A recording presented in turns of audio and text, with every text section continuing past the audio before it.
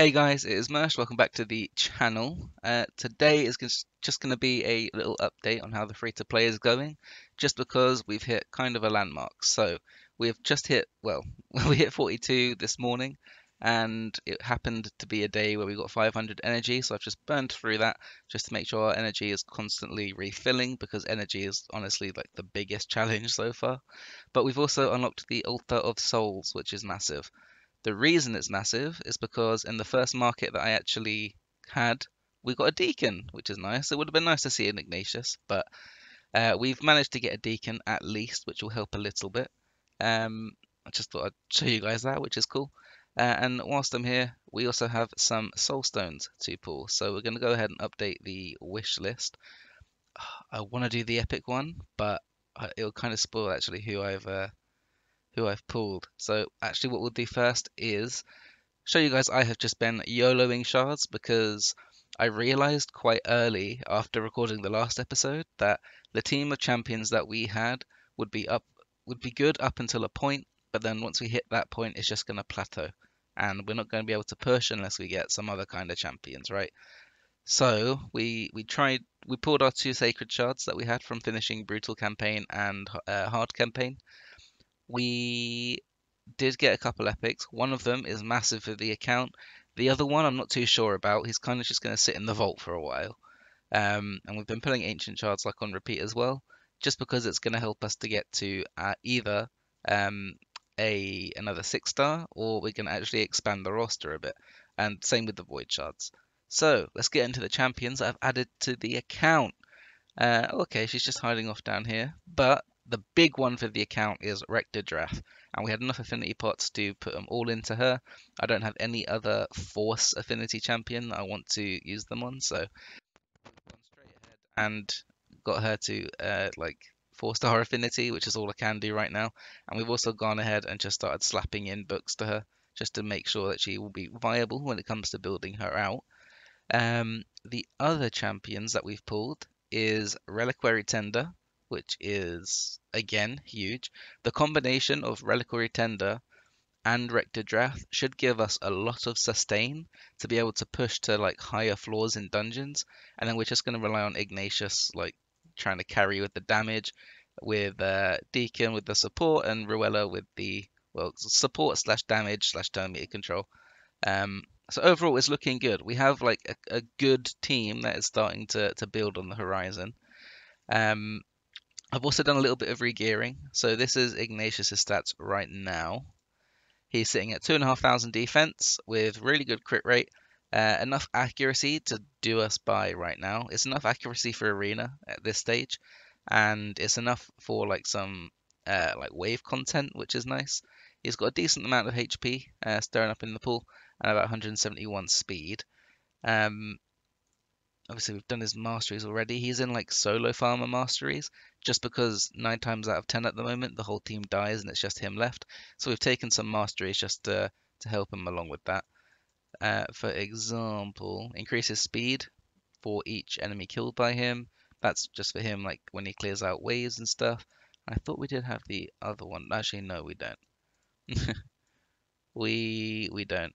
But to be honest, the counter attack helps a lot with the clan boss damage, so it's good. It's good so far. We got Mershdd, and then the other champion that we pulled. And also, just whilst we're here, I have got the 4 champions needed to be able to fuse Justica, however you say his name. Um, we've got these 3 sitting here: Diabolist, Heiress, and War Maiden. And then we do have a Spirit Host sitting here, but we've run out of small affinity pots. So I'll probably farm up a little bit of them today just to make sure that we've got the like the Ascension stuff sorted. So when we come up to it, all we need to do is just plug them in and away we go. But we did pull. Where is he? I thought I just took him here. Oh, he is sitting there. I'm just blind. Cormac the High Priest. So we've got Cormac, we have Duodan, and we have Ruella. We've got 3 Sylvian Watchers epics. So when that faction wars eventually comes out, we'll have a lot of value in them. But for right now, they're not doing enough, I guess, for me to warrant putting resources into them right now. Cormac the High Priest, he has an A1, which has a decreased defense debuff, an A2, which will attack one enemy and put a decreased defense on them for 2 turns, and an A3, which just increases crit rate and accuracy on himself and gives an extra turn. It's not enough for me right now. I feel like in Faction Wars, this will be really good to help deal with like any Valk waves that could come up. Um, and I guess he's an okay single damage, like single target damage dealer. I just don't think he has enough in him right now to help, because he's not going to help very much with Fire Knight because it's only single hit abilities. He has not got any relevant debuffs really for Dragon. He has no AoEs for Spider in the early levels, and he has no block revive or any kind of like super useful mechanic for the Ice Golem. So if anything, he's just going to be like a single target arena nuker, and I guess he's that option for right now. But to be honest, if I pull someone better, like a Faceless or maybe a Mountain King or Whisper, like some of the sort of tried and tested champions, then they're probably going to come into that role anyway. This guy just doesn't look too convincing for me. Duodan the Runic, he does look interesting. He has the new debuff, or new buff, I should say, Taunt with strength and counter attack on himself. The Taunt is only for 1 turn, and the strength and counter attack are for 2. But again, like he's the kind of champion I think would be really good once you've got a lot of good gear on the account, because he looks quite sort of stat intensive, right? He can help you look up waves a little bit, and he provides a little bit of utility by having half a chance to remove a debuff from all allies on his A1. And this shield, this is the main reason I'm saying that he'll need a lot of good gear. This shield at the moment does nothing. But it's like a buff duration increase as well as a shield that scales off of his HP. So once we can get to the point where we can actually stick or stack like 70,000 HP, then yeah, I think he would be good. But for right now, it's not working. It's not working. I think maybe I could find a way to get him working Spider, just to help remove the spiderling debuffs that come out, like all the poisons. But even then, it's only 1 from each ally, and it's just not going to be significant enough. So I've not put too much into him. He did feature in a few like dungeon runs. That's why he's at level 26, but I'm not going to put much more into him. I've also built and pulled Life Taker. The reason for that is because she has a very nice A1 for the Spirit Keep, which I had to do a lot of farming for in the missions, but I'll get to that in a second. And honestly, she's got a nice little kit. She has a Perfect Veil and a Reflect Damage buff, which can be used in Finite. So yeah, that's where she's probably going to be featuring, Finite and the Spirit Keep, which is why I've kept her and I've not taken her to 5-star yet, because I wanted to make sure I got the food to be able to get my next 6-star. We have a Perfect Veil Reflect Damage, yeah. An A1, which attacks 3 times. Each hit has half a chance to decrease the target's turn meter by 10%. And the third hit has a half a chance to place a 30% decreased speed debuff for 2 turns. This is really nice. It's like a little bit of turn meter control thrown in with these other 2 abilities, and she's got a really nice kit for both the Spirit Keep and Finite. So for the time being, I'm just going to keep her in the team, until I guess get a better option like a Cold Heart or something. But for now, no complaints. She looks really, really good. Sorry, 1 second. Just sorting out the Hell Hades optimizer for what I'm about to do. So what we have been busy doing is grinding up food. As you can see, we have 1, 2, 3, 4, 5 5-stars sitting there ready to go. Sorry, not Relic Tender, but this one. We've got these 5-stars ready to go, and now the debate is, who do I 6-star next? Rhonda, Deacon, or Ruella? Now, there's arguments that can be made for all of them. The reason I don't want to 5-star or 6-star, Rhonda, is because I don't have enough affinity potions. When I do, they're going to go to Ignatius because he's already been invested in with books and all sorts. And yeah, I just don't feel like I need to go with Rhonda just yet. Ruella is a great shout. I think the extra stats will keep her alive longer and just make her all round more stronger, do more damage. But if we're talking value, like just pure value, I think I'm going to get the most value out of Deacon. I use this guy everywhere. He features in every single team. He's going to be in Clan Boss for a long, long time for me. And I just don't think I can see past Deacon as the next 6-star, and then it'll be a more of a debate between who the next one is. The other argument is that I could just wait and do Rector Drath, but to be honest, I don't want to. I don't want to. I want to start pushing on in dungeons, start getting some gear that I can actually use on people, because at the moment gear has just been a struggle. Um, but Rector Drath, I think, is definitely going to be the third 6-star for me. And then with Ignatius, Deacon, and Rector Drath as my like 3 6-stars, we have one from each affinity, which is obviously nice. But also we cover like such a wide range of abilities that we'll need. We've got AoE drop defense and turn meter increase from Deacon, plus a leech. We have healing. We have perfect veils, resistance with her passive, and a revive, obviously, and a decreased attack A1, which is huge for me. I haven't pulled a good one on this account until her. And then with Ignatius, we've obviously got two AoEs. One does HP burn, one does provoke, and then a chance to stun on the A1.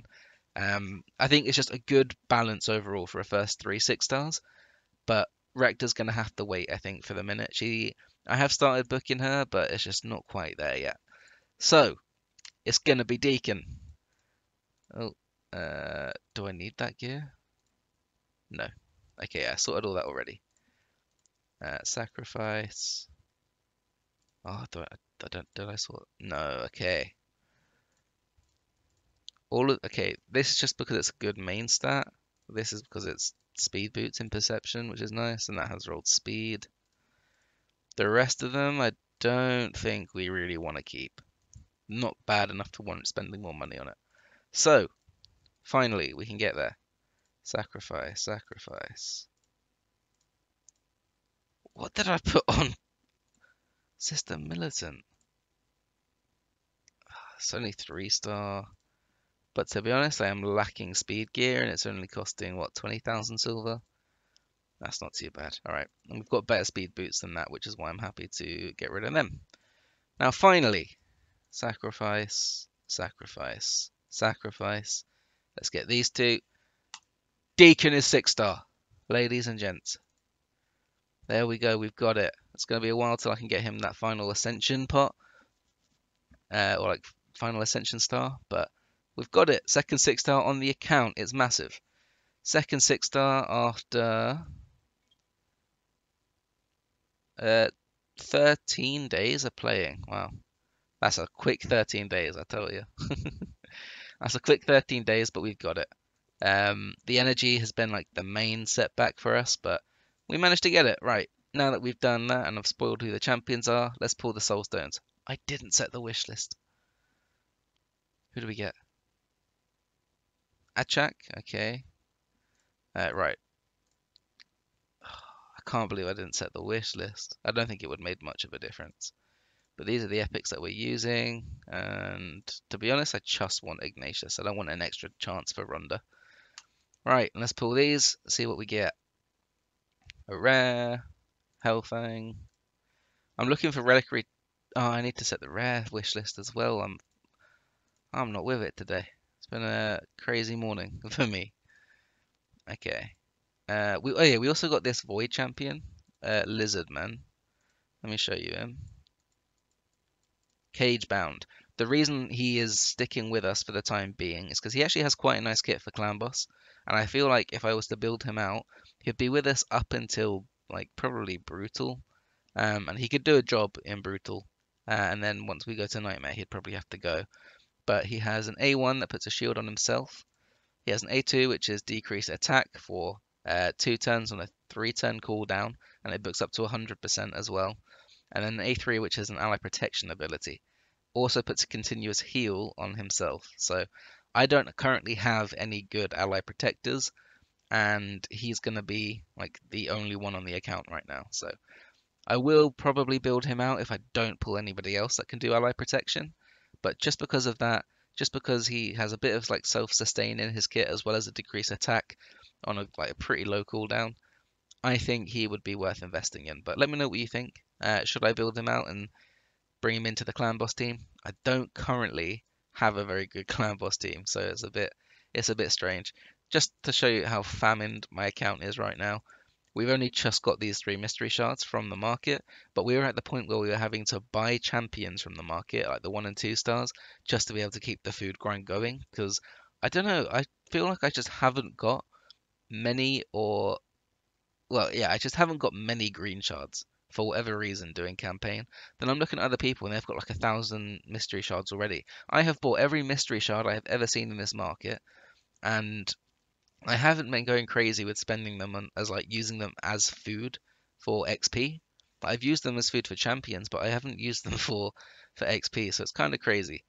And then also just to update you guys how much food grinding we've been doing.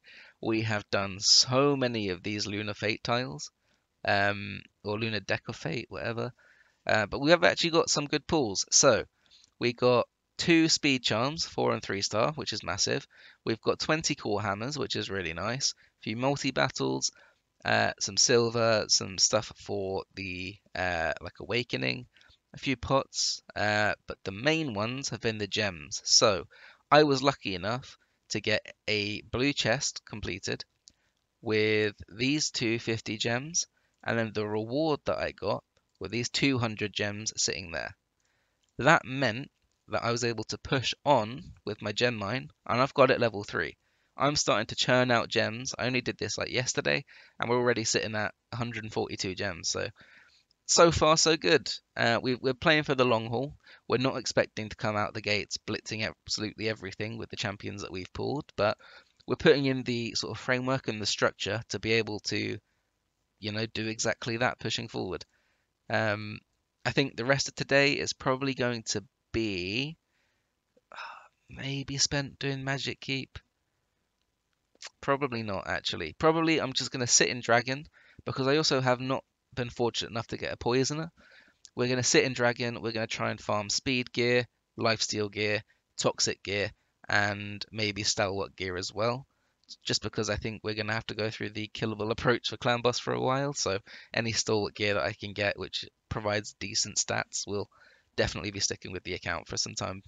But yeah, that's pretty much it, I think. In terms of missions, we've been progressing through the different keeps and getting the potions from them as and when we can.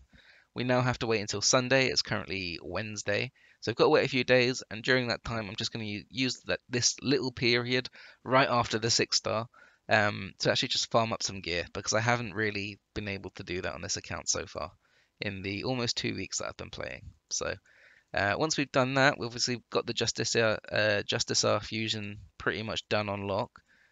This is going to be easy. Uh, Stage 5 Spider we're already doing. That should be easy once I get Deacon leveled up again.